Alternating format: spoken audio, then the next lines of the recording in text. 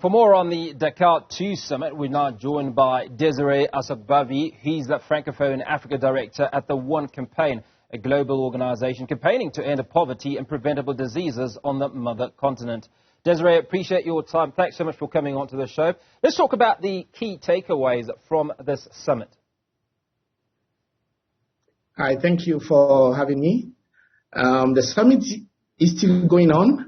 We're going to have the third day of discussion tomorrow, but already a lot has happened on the first and the second day. I might say that the first day let us understand how strongly, or I might say how badly, leaders of African have been feeling about the way they manage food security and agriculture issue in Africa.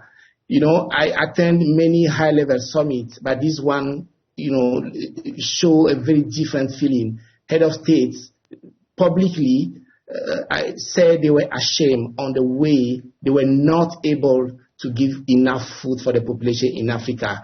I believe this is a very good beginning for them at least to acknowledge that they have not been managing very well food situation. So that led the summit to start now discussing what needs to be done urgently, but also in medium and long term, which is also encouraging. And actually, of course, after the summit, they have to walk the talk. African have seen them a lot of time talking, deciding, adopting, but they now need to see concrete actions following this summit. Now, what is the ONE Campaign expecting from this summit? Basically, it's a bit linked to what the president of Senegal, Macky Sall, said. The first thing that needs to be done is the prioritization of agriculture-related or food security-related projects. That means we have to see it in the budget. We must see clear and concrete budget allocation. The Malabo summit called for 10%. And I must say we need to go more than 10% because we have taken a lot of delay in doing that so. But again, we need to see a clear allocation.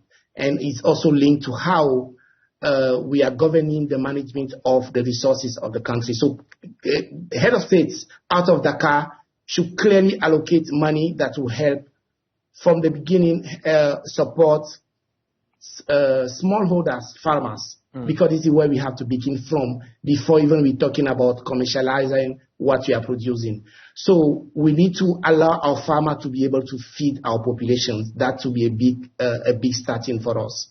Now, has there been any talk about trade across the continent in agriculture? I mean, you talk about Kenya, you talk about many countries in the Horn of Africa that are having to deal with the worst drought in over 40 years. Are there conversations of how they can be catered to by their African counterparts? Yes, absolutely. There have been a lot of discussion about trading. Of course, I'm sure you know that about 2 years ago, the continent has adopted under the AU auspices the African Continental Free Trade Area Treaty. And again, we have a treaty, but we have not much to trade within ourselves. Starting from agriculture, for example, if you are able to produce enough, if you are able to invest in the modernization of our productions, then we will be able to use the treaty that is now already in force to trade agriculture products between African countries.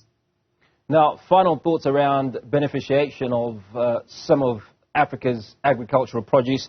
If we look at cocoa, for instance, 70% of the world's cocoa beans come from 4 West African countries who, by and large, have been exporting the bulk of this. Have there been conversations around this? This is a very important point you have touched. There have been indeed conversation around adding value to the product that we are making in the continent. You are right that the most important parts of the product, including cotton, including cocoa, and other, are mostly exported. And this is not helping the continent actually to take most advantage of what we're doing. If, for example, we are able to add value to those productions, our young people will be able to have job in the continent, because multinational companies will be forced basically to establish industries, to transform those products in place. Yes, there have been discussion about how we can increase the value adding to our product that we are cultivating within the continent, and that is very important as one of the steps to go from Dakar.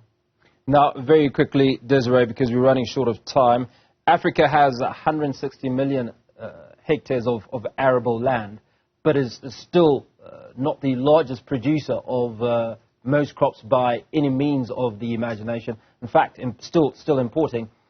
What can Africa do to compete, for instance, if you will, for want of a better description, with countries like Ukraine, who supply the bulk of grain to the rest of the world, or Israel, for instance, which is predominantly desert but does so well in agriculture? There are many issues, many problems that put us in that reality. But I believe that the most important thing is to increase productions. So it's not just about how large the arable fertile land are, but how much we are taking more advantage out of it using modern means.